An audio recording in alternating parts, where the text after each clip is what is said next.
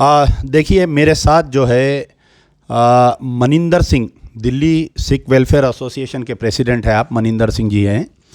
और हरमीत सिंह पिंका, प्रेसिडेंट सचखंड सचखंड सेवा है, आप प्रेसिडेंट साहब हैं। और हमारे इकबाल सिंह साहब हैं आप, और गगन सिंह साहब हैं। ये लोग पूरे दिल्ली से आए हुए हैं।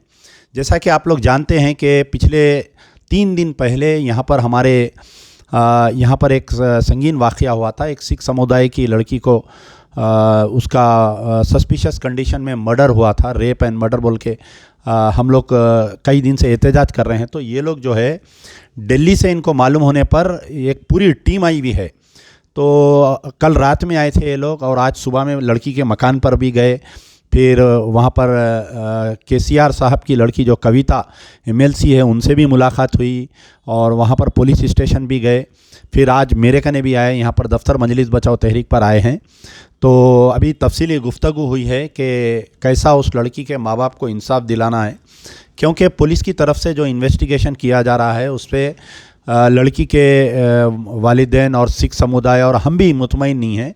हमारा मुतालबा है कि या तो इसका सीबीआई इंक्वायरी करवाई जाए या सिटिंग हाई कोर्ट के जज से इंक्वायरी करवाई जाए।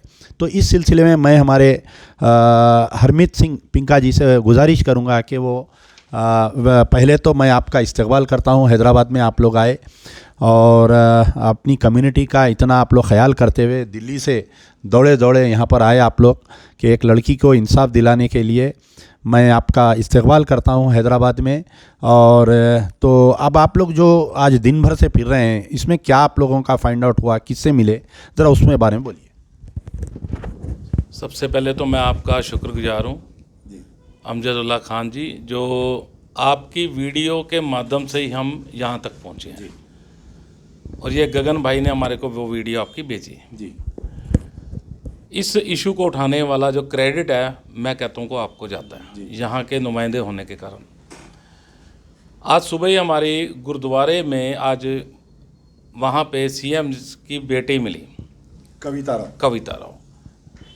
वहाँ के सीएम का आज जन्मदिन बताया जा रहा है, जन्मदिन है वहाँ का, केसीआर का। सो बेटी से मैंने एक ही सवाल किया, जब वो प्रार्थना करने जा रही थी मैंने बाहर ही रोक लिया। रोकने के बाद मैंने एक ही सवाल किया, मैंने कहा मैडम आप बर्थडे मनाने आए हो, पहले तो बर्थडे की हम बधाई देते हैं आपको। अब जहाँ पे बर्थडे मनाने आ रहे हो, इसी एरिया में एक बच्ची का बेरहमी से मर्डर कर दिया गया। उसके साथ पहले दुष्कर्म किया गया, उसके बाद उसको 4थी मंजिल से फेंक दिया। मुझे बहुत ही दुख हुआ जब वो मैडम ने आगे से मेरे को जवाब दिया कि हमें आपके माध्यम से पता लग रहा है जी। हमें तो मालूम ही नहीं है कि ऐसा काम यहाँ पे हुआ है। तो वो एक अचंभे वाली बात इसलिए लग रही है कि कोई ना कोई पॉलिटिशियन का दबाव है उस केस को दबाने के चक्कर में, जिसमें वो सीएम की बेटी भी अनजान बनने की कोशिश कर रही है। तो मेरे को ये आप बता सकते हैं कि भी उस सीएम की बेटी को इस बारे में जानकारी थी या नहीं थी? नहीं, देखिए जिस वक्त वाक़या पेश आया था तो सबसे पहले मैं गांधी हॉस्पिटल जब गया तो पूरा केस की स्टडी करने के बाद में शुरू दिन से ही पुलिस वाले ये बोल रहे हैं कि सुसाइड बोल रहे हैं।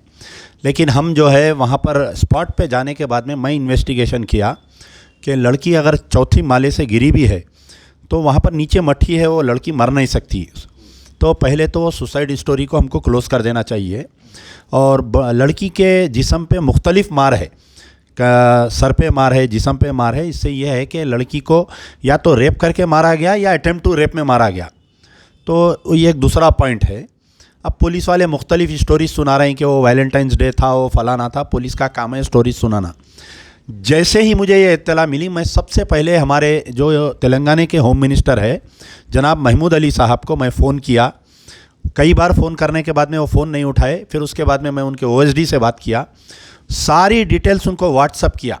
ये जो लड़की के वालिद का इंटरव्यू, वीडियो इंटरव्यू, पूरा दवाखाने से फ़ोटोज़, हर चीज़। वैसे ही मैं चीफ मिनिस्टर साहब के जो बेटे हैं केटी रामाराव, यहाँ पर मिनिस्टर फॉर आईटी है उन्होंने और MNUD है, उनको व्हाट्सअप किया, उनसे बात करने की कोशिश किया। उनके पीए से मेरी बातचीत हुई, बोले कि हम साहब को सारी चीज़ बता दिए हैं। फिर उनकी लड़की को, क्योंकि ये लड़की का मसला था, तो मेरा काम था कि वुमेन ऑर्गेनाइजेशंस को बोलना। मैं उनको भी बोला, कविता राव मैडम को भी बोला, उनके पीए से भी बात हुई, उनके पीआरओ से भी बात हुई, उनके खुद व्हाट्सएप पे आप अभी मैं आपको बताया। तो ये पूरा वाक़या 3 दिन से जब शहर में चल रहा है और सीएम साहब की लड़की ये बोलना कि मुझे नहीं मालूम, ये एक सियासी जवाब है ये।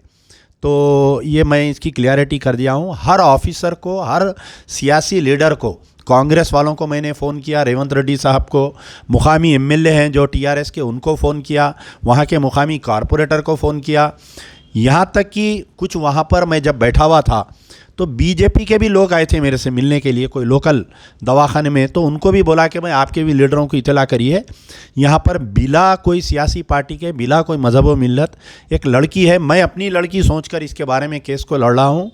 हर लीडर को, हर ऑफिसर को अपनी लड़की समझकर इस केस को हमको डील करना चाहिए। तो जो कविता राव आपको जवाब दिए हैं वो बिल्कुल ही एक सियासी पॉलिटिकल पार्टी का कोई लीडर जो जवाब देता वो जवाब दिए हैं।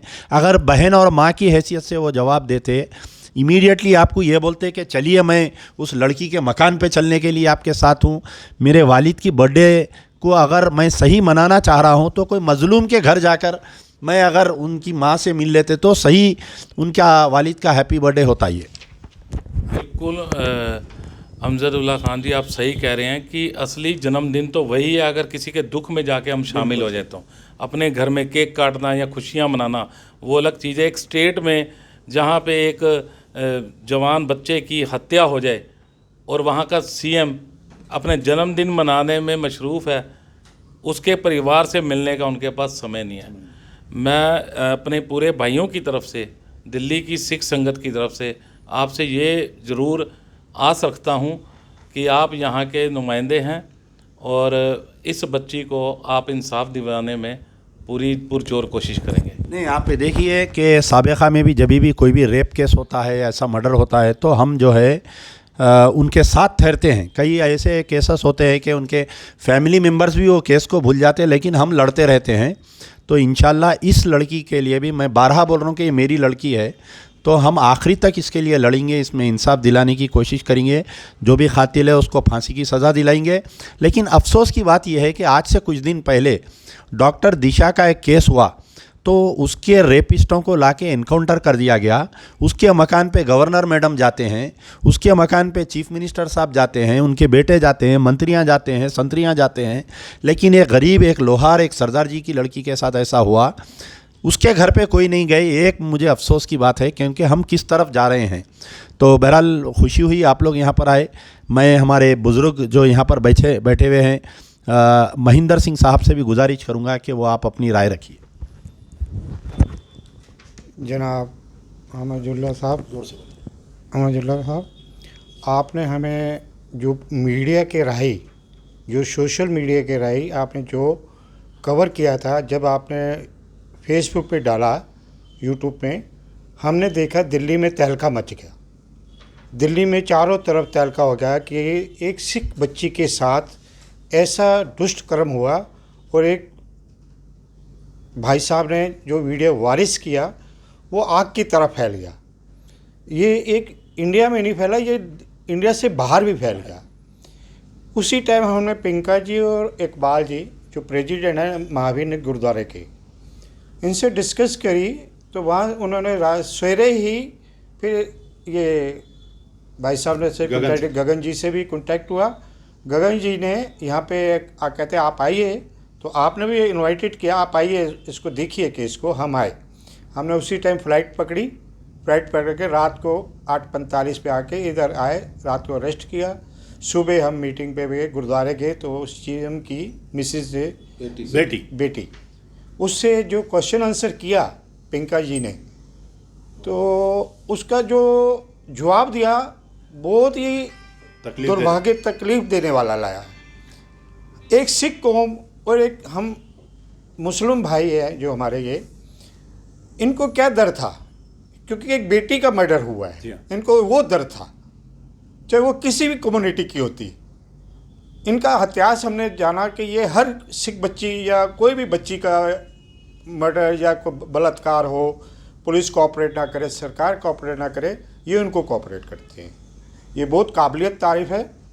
और मैं तो इतना ही कहूँगा, सरकार से बेनती करूँगा कि इस मर्डर को खोलिए और जो पुलिस अधिकारी इसमें इन्वॉल्वमेंट है, इसको मर्डर केस को आत्महत्या में तब्दील करना चाहते हैं, उन पे ऊपर भी कार्रवाई की जाए। बेशक से। तो हम तो इनके आस पे आए थे और उन्होंने हमें पूरा आश्वासन दिया, आप भी साथ चलिए और हम भी साथ आपके पूरे मदद करेंगे। हम इतना ही इनका धन्यवाद करते हैं। जय। आप कुछ बोलना चाहें? बहरहाल एक और एक शख्सियत है जो दिल्ली से यहाँ पर आए हुए हैं हमारे साथ में, जनाब इकबाल सिंह साहब। मैं उनसे भी, गुरुद्वारा के बड़े हैं वो, हमारे सरपरस्त हैं, मैं उनसे भी गुजारिश करूँगा कि आप अपनी राय रखें। जो हम खान साहब के बाद आए हैं यहाँ पर हैदराबाद में, इनके नाम पहले सुना था, मगर यहाँ पर आके इनके बारे में जो जानकारी मिली कि काफ़ी केसेस के बारे में ये जो है अपने इन्वेस्टिगेशन करते हैं। और अपने मैंने देखा इधर पीछे फाइलें लगी हुई हैं, हर जो टेबल के पीछे फाइलें लगी हुई, ऊपर लिखा हुआ है कि भाई पुलिस की कौन सी फाइल है और कौन सी दूसरी फाइल है। तो वो सारी फाइलें इन्होंने रख रखी हैं। बड़े काम करने का बड़ा अच्छा जो है तरीका है। तो जैसे इनसे बात हुई, सारा कुछ बताया उन्होंने, कई केसेस के ऊपर ये काम कर रहे हैं। हमें बहुत इनसे मिलकर खुशी हुई और हम इनके तहे दिल से आभारी हैं कि ये सारे केस को ये उन्होंने कहा कि मैं पूरा, अगर आप दिल्ली चले जाओगे तो हम यहाँ पर बैठे हैं और इस केस को मैं खुद हैंडल करूँगा। हम उनका तहे दिल से आभार करते हैं। बहरहाल अब ये जो भी वीडियो देख रहे हैं, मेरी उनसे तमाम से गुजारिश है कि तेलंगाना में जितने भी गुरुद्वारे हैं, मैं उनसे सबसे गुजारिश करूँगा कि सारे मिलकर एक मीटिंग करिए और इस प्लेटफॉर्म पर आइए। कोई अच्छे बड़े वकला को आपके साथ में रखिए, हम भी साथ में हैं। और मेरे भाई मुजफ्फरुल्लाह खान एडवोकेट भी वकला है, अगर उनकी भी सर्विसेज है तो हम फ्री देने के लिए तैयार है। राय अमल क्या होंगी हम आज शाम तक या कल तक फिर पूरा डिटेल बताएंगे, क्योंकि अभी पुलिस इन्वेस्टिगेशन पर हमको भरोसा है। हम अभी इंतज़ार में हैं क्या पुलिस इन्वेस्टिगेशन चल रहा है। 1 या 2 दिन के बाद में बड़े कोई राय अमल का हम ऐलान करेंगे। शुक्रिया, मैं फिर से दोबारा इस्तकबाल करता हूँ आप तमाम का इस हैदराबाद की सरज़मीन पर। फिर इंशाल्लाह दिल्ली में हम आए तो आपके यहाँ आएंगे, मुलाकात होंगे। शुक्रिया। यार जिंदा सोबत बाकी।